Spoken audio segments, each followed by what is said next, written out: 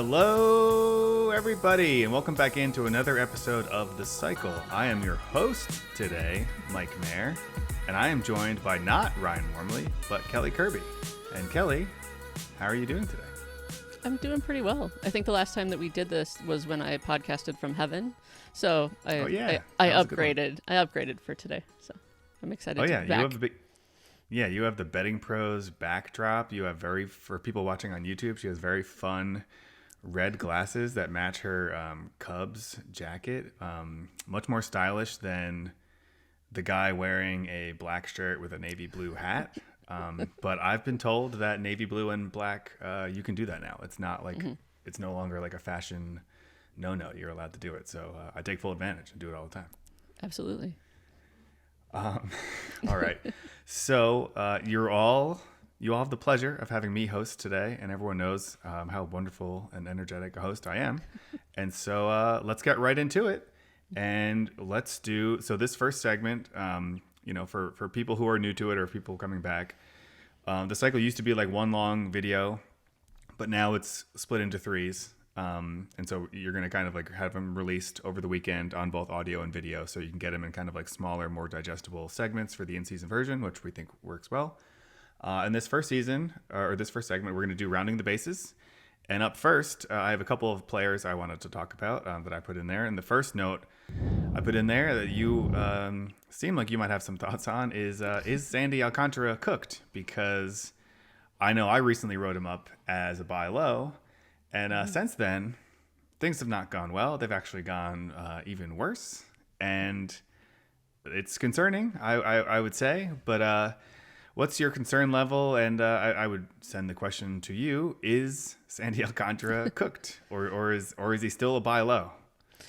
Yeah, when you put that in there, and I told you, I'm like, well, that should be a short conversation, because I fear that he is. I don't like any of the numbers that he's been putting up lately, and that is coming from someone I was really, really high on him in draft season. So it is that is an L that I am pretty much taking on May 1st. I am concerned about everything control, speed. He's just getting hit so hard that it just doesn't look like he's back, and I wonder if he can make it further back. So yeah, right now, I mean, you can buy him low, but you need to buy, like, we are talking like low, like Jake McCarthy low. So be very, very careful. Yeah, I would bet in some shallower leagues he's dropped too, because I know a couple weeks ago in the YouTube comments and on Discord, people were already asking if they could drop him, and I was like, no, he's going to turn things around. He's a buy low. Don't dare drop him. And then he did throw a quality start against the Reds in there, not like his most efficient start, but it was fine. And then he just got chased out of the building by the Dodgers. 2 2/3 innings, 7 earned runs, 5 walks, 2 strikeouts, 7 hits allowed. It was as ugly as it gets. And like I said, I'm someone who wrote him up as like a buy low. I was like, the stuff still looks okay here. I just think he needs to find his control. I'm still kind of in that boat where, like, it's hard to say. In leagues where I need pitching, I don't know what I'm willing to give up to get him. It's kind of more of like, if you drop him, I'll pick him up. But I'm not going to trade anything meaningful for him right now, unless we're flipping, like a buy low hitter, like I don't know, maybe would you do like a Christian Walker, or is that even that too much to give up for him right now? That's way too much to give up for him. Okay. I mean, I'm looking at his StatCast, like his ERA is currently 8.31. His expected ERA is it's lower, but it's 6.41. He's still got a great ground ball percentage, but his hard hit percentage is like 46.4, and you're just not going to be able to survive with that. And his walk rate is like 14 something, which is 6 points higher than his normal career average.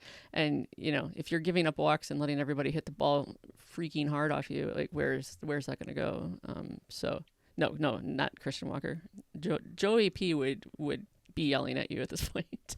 But me, you think? I think he would bro you pretty hard, yeah. So that's fair. I'm trying to be more optimistic. His velocity is also down, but like not down a ton. It's down like a mile per hour, maybe a little bit less than a mile per hour. I just kind of feel like he's going to get back. Like, I also am holding out hope that I mean this could not be going worse for the Marlins as a team that is like definitely going to trade him this year, because of like the range of outcomes here. There's one, maybe he's still hurt or dealing with something, either like still not all the way back from his injury or dealing with some other injury. There's two, it's just that he's just not the same pitcher anymore, because even like he was good in 2023, but like not like he was, you know, and a lot of us chalk that up to like, that was kind of like leading up to the Tommy John surgery. A lot of times you're dealing with something before that diagnosis, because you're like, whether it's your velocity or control, like something just doesn't feel right, and that can affect the numbers. So I know I was kind of like buying into that. I was like, no, those numbers are inflated just because of the injury, and now he's going to be back. So there's the possibility he's just not going to ever be at that pre-2023 level anymore, which is definitely a real possibility. And then there's the possibility that he turns things around, and they really need that to happen as a team. Not that it really matters for the Marlins. They're always going to do what they're going to do and not spend money. But they need him to be good so they can trade him, which is what I'm really banking on in fantasy, because right now, even if you acquire him, you're not going to get any wins with him pitching for the Marlins. So, I would love for him to go do somewhere like my Red Sox, if he could turn things around. I assume the Dodgers will probably acquire him for nothing and just like add him as like their SP9 just in case. Sure. Well, when Justin I'm sorry, go ahead. No, go ahead. I was just gonna say, when Justin Steele went down, I immediately texted my dad and brother and was like, "Go get Alcantara," and of course now I am taking the L from them too. So yeah, it's ugly, but I could see him the SP9 in LA. I think that's perfect. We'll talk about this in another segment, but I feel like if I'm a major league team right now, I might call the Marlins and see what the price is, because I don't want to wait for it to go up. And like, I might rather like see if as an ML, like it's one thing in fantasy to buy low, but as an MLB team, I'd give a call. They'll probably hang up on you and be like, no, we can't trade this bag of rocks right now for what you're offering. The other player I want to talk about, someone that I've talked about a lot in the off season, and I took a lot of heat for the amount of shares I have of him, because everyone knows that what happens every single year. And that's Mike Trout, who left the game yesterday. We're recording on Thursday. He left the game Wednesday with knee soreness, the same surgically repaired knee from last year. Not great. They said it's precautionary, but don't love that. Nope. Don't love him leaving a game. Nope. And I tweeted it out like, we almost made it to May. We got a full April out of him. We almost made it to May, and like the batting average wasn't good, but we already had a bunch of home runs. I put in the sheet, everybody panic. I know, my fantasy baseball strategy this year was essentially Mike Trout or bust, because I took him at what I considered to be a value in so many leagues that, if he went down, it wasn't going to be pretty for me. I don't even know what to ask you there. I feel like I know what your thoughts are. Like, what's your level of concern here for they said it's just precautionary, but it's that same knee. Yeah, I mean, I feel like nothing with Trout is ever precautionary. I think it always turns into like caution and then panic, and then he's gone till July. I think it wasn't this almost a year to the day, because I had him last year, and I swear he got injured on like April 29th. It was, because I made kind of the same thing where I was like, well, almost got to May. I drafted him nowhere because I was risk averse this year, mostly for having to deal with it last year. So no, I thought of you instantly. I was just like, oh, that is every league for him. And then I realized we got to do this podcast, and I'm like, oh, perfect. Exactly. Like this is him. And I feel terrible for him. He's a great player, but from a fantasy perspective, it's just, availability is important, and here we go. So good luck. Exactly. He played 29 games last year, and none of them were in May. So it must have been like right around the same day. Seems like a really, he's a great player. Seems like a really nice kid. Eagles fan. Love that. Love that about him. But yeah, I mean, I knew the risk I was taking when I drafted him, but I felt like he was going late enough that I was like, even if I get like a half a season out of him, it's still worth it. But Right. only getting April out of him would not be ideal. And kind of like you said, they're saying it's just precautionary, but like it feels like in the past he would like miss a game and they're like, oh, it's just precautionary, and then like done for the year. Like we just don't see him again. It's like, oh, actually that sore knee needs to be amputated, and so Yeah. we don't ever see him again. Yeah, doesn't feel good to be someone who has Mike Trout in just about every league. Did you also see? I put it in the sheet. I don't know if you clicked on it. Did you also see like of if any MLB team was going to do this, it would be the Angels. Did you see what happened with their pitchers yesterday? I did not. I didn't even know this was a rule. I've been watching baseball a long time. I didn't even know this was like a rule. And credit to the umpires. I don't know if they had to like call someone or if they just like knew this, but credit to them for knowing, because the Angels had two pitchers go out to the mound at the same time. They had Ryan Johnson from the dugout and Jake Eder, I guess is his name, from the bullpen. And so it was like Spider-Man meme, like two pitchers standing on the mound. And then I guess by rule, Johnson, who came from the dugout, had to face at least one batter. But it was just like, we're already going to talk about Mike Trout. What is more Angels and dysfunction than sending two pitchers to the mound? Something that never even happened to me in Little League. I think about the Angels sometimes just in terms of, yeah, the Rockies are terrible. The White Sox are historically terrible. The Marlins are terrible.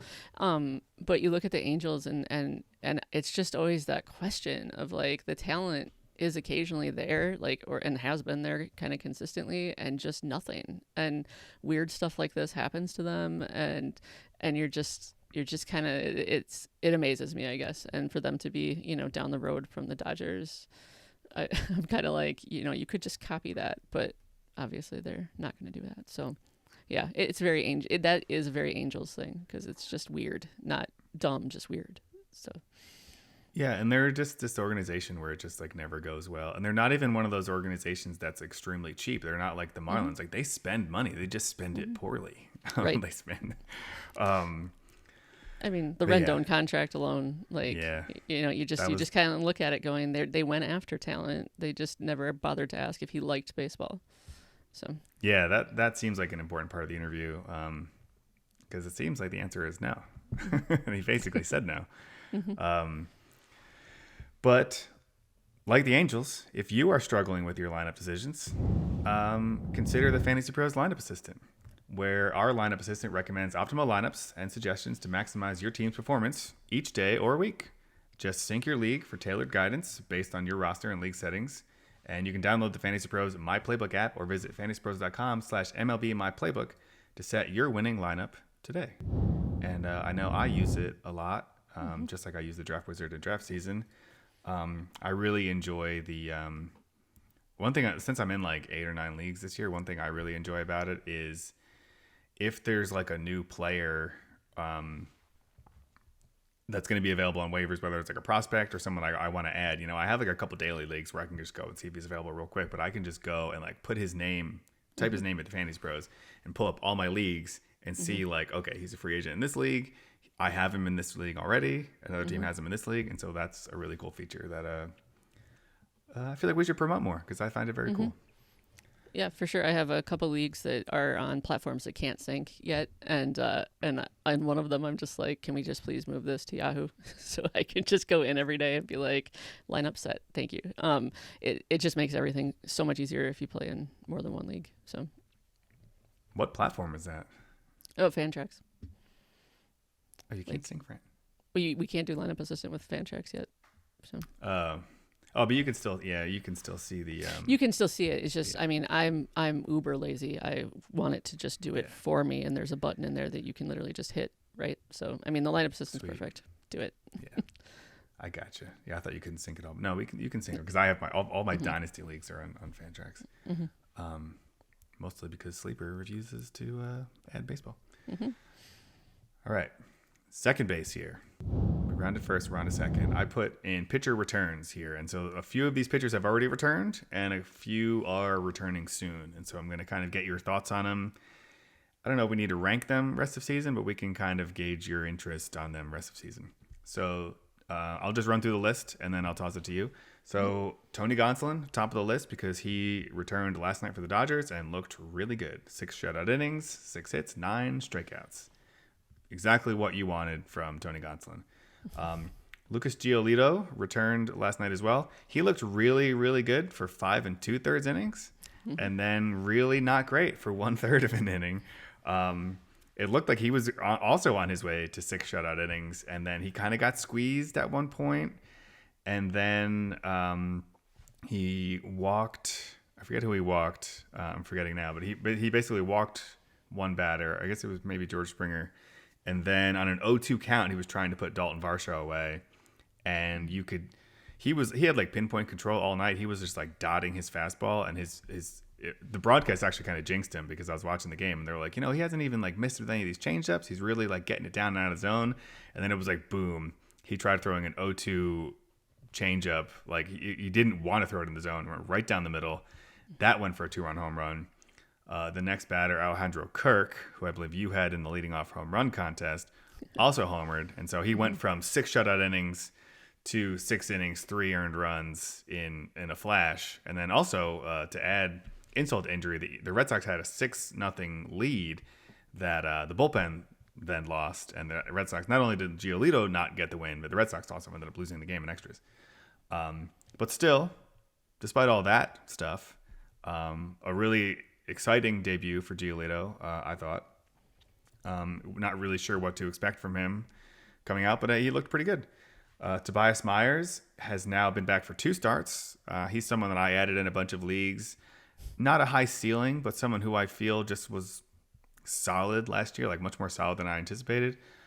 Not very solid in his 2 starts back. Over the course of his 2 starts, 6 total innings, 4 earned runs, 7 walks, 5 strikeouts. So I'll stop there. Those are the 3 that have already returned, and then I'll stop there. Any thoughts on any of those 3? Either like their debuts or rest of season value?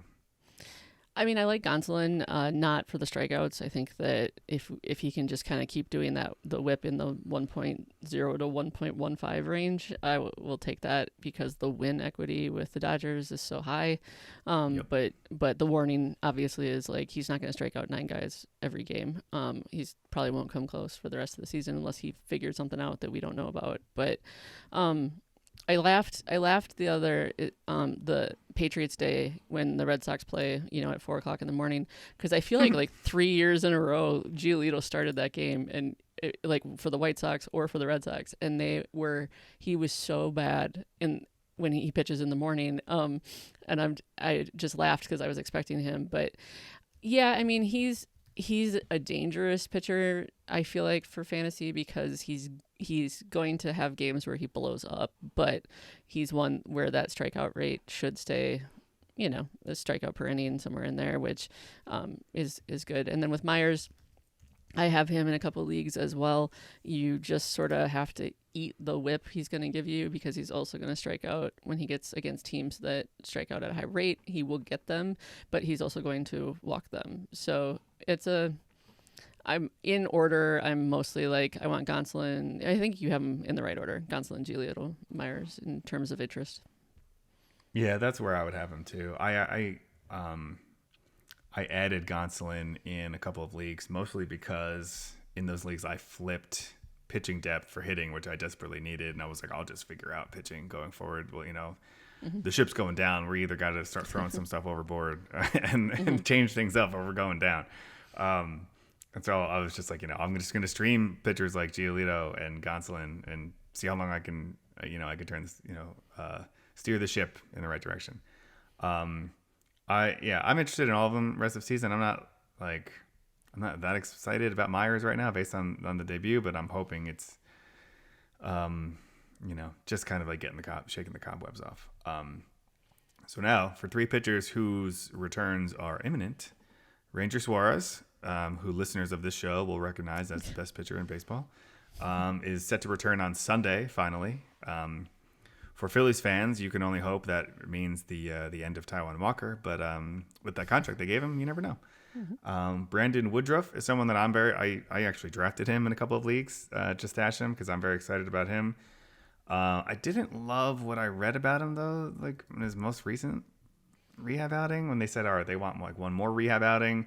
His velocity is down like pretty significantly, around like 92 miles an hour. And that's especially concerning because he's a fastball pitcher. Like I put a note in here, like he's a 60% of his pitches are either fastballs or sinkers. And so if his velocity is down, that's a problem. And so I'm trying not to panic too much because it could just be, this is his spring training. We see pitchers all the time show up at spring training. Velocity isn't necessarily there. They're hoping it comes back. That being said, I wish it was higher than it was. And then Lance McCullers is apparently going to return. We talked about him a week or two ago because of, I think Worm's 2-start pitcher was Hunter Brown. And I was like, I think Lance McCullers might return this week. You might not get 2 starts out of him, but he did not. But it sounds like he's going to return now. Feels like we haven't seen him in a really long time. And I can't say that I have a ton of interest there, but what are your thoughts on these three in terms of like interest, value, rest of season, or even in the short term?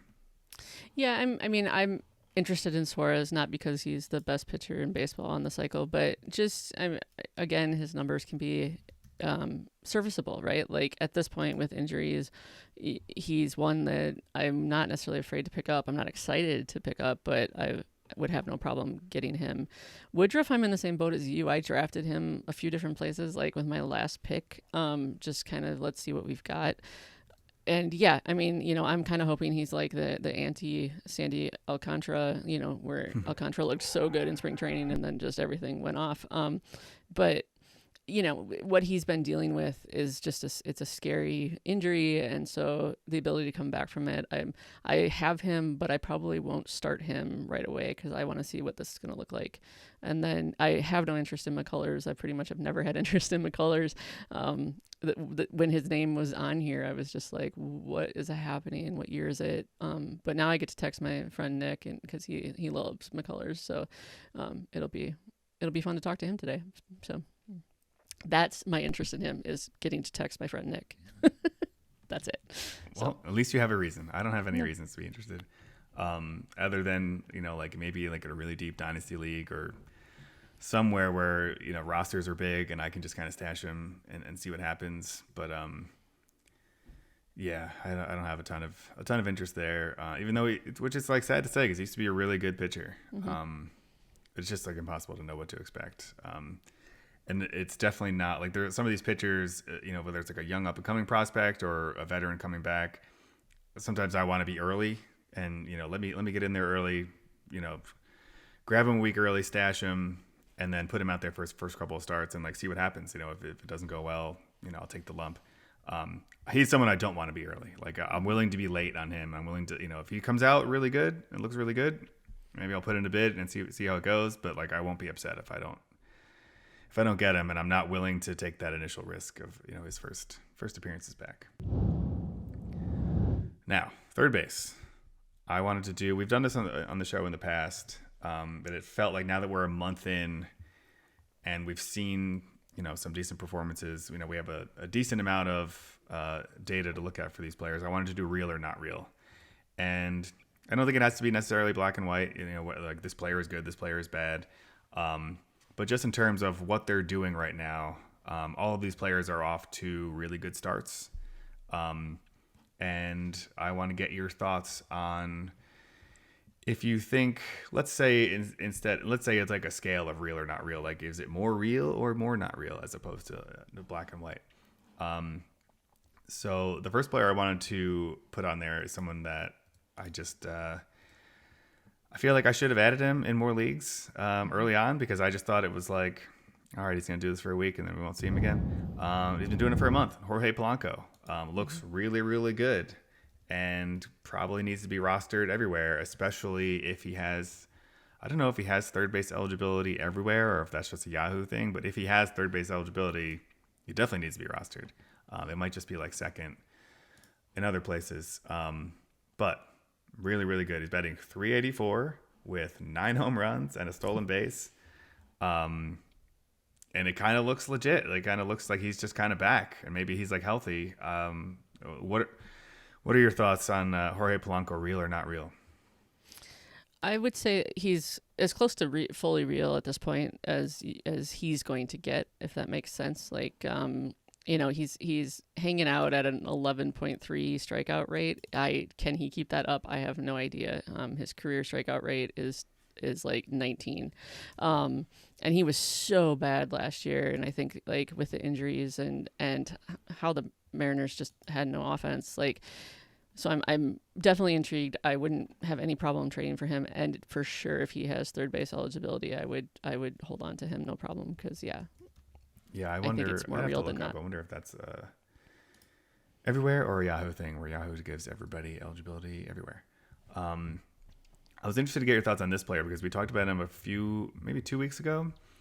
He's someone I considered for a sell high candidate at the time, and I ended up talking myself out of him being a sell high candidate just because I couldn't find a reason that what he was doing wasn't legit. I think those numbers have come down to earth a little bit now, but what about Jung Hoo Lee? Real or not real?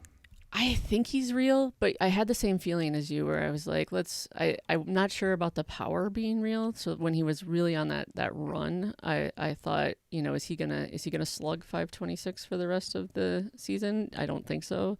But his batting average alone kind of makes him real to me. So yeah, I would call him real, I think, at this point. But I remember having exactly the same thoughts as you on selling high for him.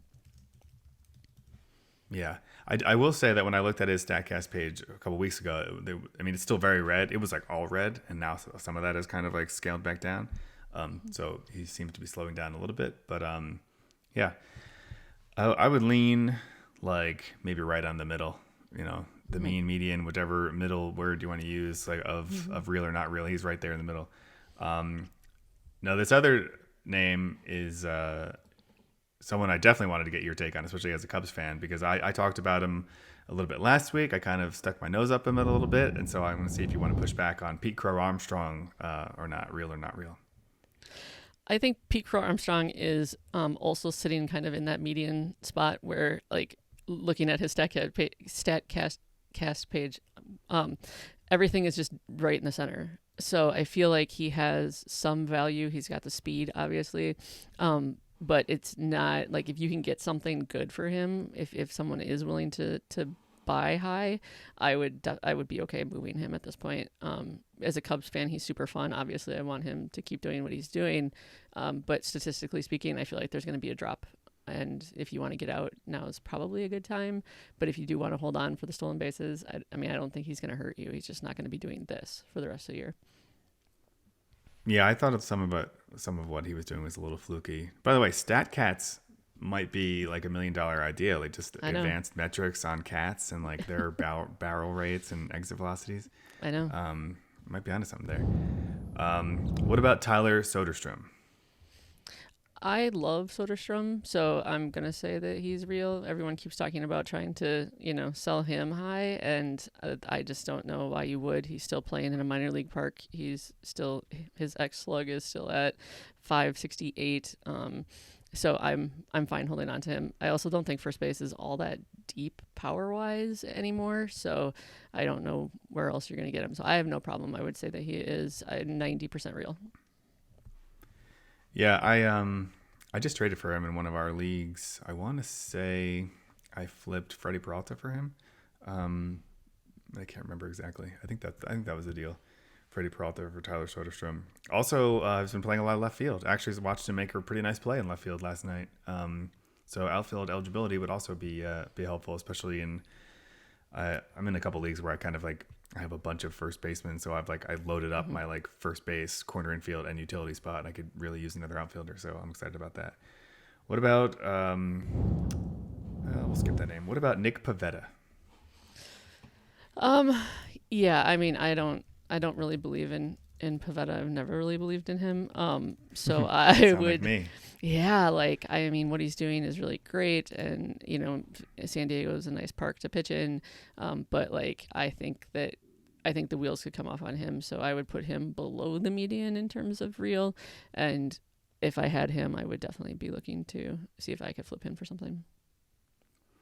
Yeah, I just feel like if you can sell high, you should. I've seen this movie before. And it always ends up in a mid-4s ERA with a lot of strikeouts. And that's just what that movie is. It's a good movie, but, that's what it is. Hunter Brown, real or not real? Hunter Brown, I mean, I loved him and I haven't had any issues with him yet. So I would say I'm going to just call him real, but let me just take one quick look here.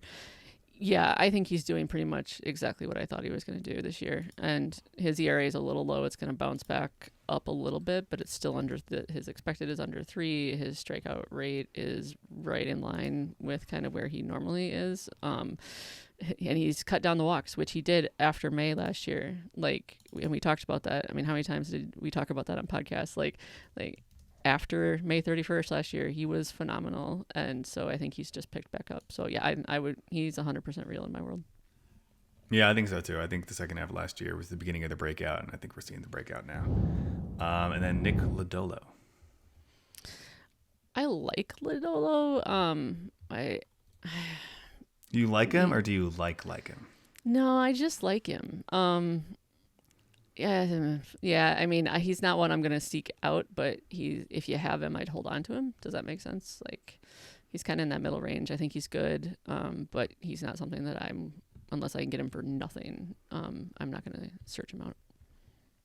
Yeah, I feel like I've had him for a long time in dynasty leagues, and I've kind of always wanted him to be better than what he is, and so I'm happy that we're finally seeing a little bit of it. But it also seems a little fluky, and I think some of the expected numbers kind of show that as well. I mean, he has a 3.5% walk rate. That's not gonna stay there. So 0.86 WHIP, batting average against 194, BABIP 214. There's some regression coming. Negative regression. I know the chat likes when I define positive and negative regression. For sure. All right. Well, let's close it out with home plate. And I was originally going to do some news, notes, and injuries, which is a lot of times what we do here. But I feel like we've already touched on some of those in other ways. So I found this story on MLB.com that I thought was interesting that I sent to you right before the show, called Seven Burning Questions, where they're kind of looking at, as you might expect, 7 questions for the rest of the season in baseball. That I thought were interesting. There may or may not be some fantasy relevance here, but I thought it was interesting enough to take a quick look at it. And so I'll just kind of go through them. We can go pretty quickly because it's not the most fantasy relevant thing here, and I don't want to get people grumbling. But I thought it was interesting. Aaron Judge, obviously, if he wasn't already like one of the best hitters in baseball, the best hitter in baseball, he's just off to another ridiculous start in addition to power. Their first burning question was, how long can Judge stay around batting 400? Can it be do you think he has a realistic shot at batting 400 this year? I do, if other teams figure out they should just walk him. I don't know why the Orioles ever pitched to him. So, I think he could hang out. I would see if he's going to lose it. My guess would be mid-August. I think he'll stay up there for a while. So, yeah, especially if we find out that Major League Baseball is using special Aaron Judge balls again, which would only help him even more. It's a shame that Worm is not on that episode because their next burning question is, can the Orioles turn it around? The standings are not. They're already at the bottom of the AL East, and it's going to be a competitive division. It's going to be a hard one to dig out of. I have my own thoughts. What are your thoughts on the Orioles? I felt in the offseason they didn't make any moves pitching-wise, and that's coming back to haunt them. And Gunnar is off to a slow start because of injury. So, they might be able to turn it around, but I don't know how they compete back in that division. Yeah, Worm took a lot of heat for including Gunnar Henderson as a buy low because people didn't think you could actually buy low on him. I think you can buy lower than what his value really is. You just still have to give up a lot to get him. But he did this to me last year too. I have him in our keeper league, and he started slow last year too. So I'm hoping for fantasy that he can, and just for baseball in general, he can turn it around. But yeah, I had the same thoughts. The Orioles lost Corbin Burns. They didn't really do a whole lot to add pitching. The pitching that they do have is banged up. And they're running the ghost of Charlie Morton out there, which isn't working for them. And then they have top prospects that they refuse to play. So that doesn't help either. What about the NL West? Their third burning question was, can the NL West keep this up? I mean, if it was still that unbalanced schedule and they all got to play the Rockies, I was going to say it 19 should be the NL. The question should be the NL. Could the NL West minus the Rockies keep this up? Although maybe it's could the NL West be this good, and are the Rockies the worst team we've ever seen? Because we all thought it was going to be the White Sox. It might be the Rockies. Right. Yeah. I mean, I think one of the four is going to fade. I'm not sure which one, but otherwise, yeah. I mean, I can see lots of wild card teams coming out of that division because they just are all stacked. So. Yeah, I thought the Dodgers were going to run away with that division. It's a lot closer than I thought it was going to be. I feel like the Padres, Giants, and Diamondbacks are all kind of overperforming, like to an extent. But I think they're all good. So we'll see. And like you said, playing the Rockies, that's a good medicine to have whenever whenever you get cold. Their fourth one is Will Acuña I can't speak. Will Ronald Acuña turbocharge the Braves' resurgence? Because it's getting late early in Atlanta. Yeah, I'm going to say no. No. That's all I have for on fantasy purposes. I hope he will, because I also stashed him. I was also hoping he would kind of be back by now, or at least maybe not back by now, but we'd be talking rehab assignment. But it seems like they're really slow playing this with him, which I wish I knew that before I drafted him and stashed him, because I was like, all right, he's already kind of around his spring training. Let's give him most of April. He'll be on a rehab assignment by the end of April. I'll get him mid-May. And now it's he's started running in the outfield, but we don't have a timetable. And I'm like, well, that's not great. The Braves need him now. And more importantly, I need him now. Definitely more importantly. Yeah. How about a different West division? Also, the other thing, not to go back for the Braves, but the Braves are playing the Dodgers again. And it's I feel like these poor Braves have gotten up to such a slow start. And there's I feel like every time I turn around, they're playing the Dodgers. Who emerges in the crowded AL West?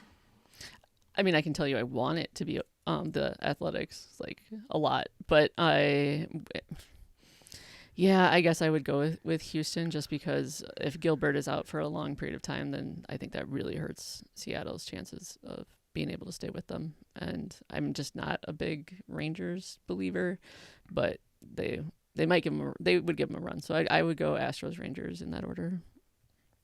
Yeah, that's kind of where I'm at too. That does feel like the most wide open division, because the Angels are 12-17, but even they're, that's probably better than what we were expecting for them. And it just, the Athletics, especially if Kurtz can get going, that offense can be really good, especially in that ballpark is a real X factor of just offense. If they can just out hit everyone at home. I don't think they're going to have lasting power, though. I think it's probably going to end up being the Astros just seem to win this division always, so I assume it'll just be the Astros again.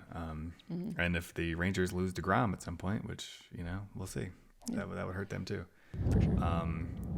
On our next video, I also have I'm going to talk about a Rangers pitcher. So if you want to check out our next video when we talk about waivers and buy low, sell high, we could talk some more Rangers. So two more here, and then we get out of here. Will the trade market open early again? Because there was some early trades last year. I believe Luis Suarez is the name they mentioned. He was traded right around now. May have been traded on Star Wars Day. I don't remember. So do you think the trade deadline gets, or the trade market opens up early again? This time, the most likely candidate, unfortunately, would be Sandy Alcantara, and it doesn't sound like he's getting moved early based on how he started. Right.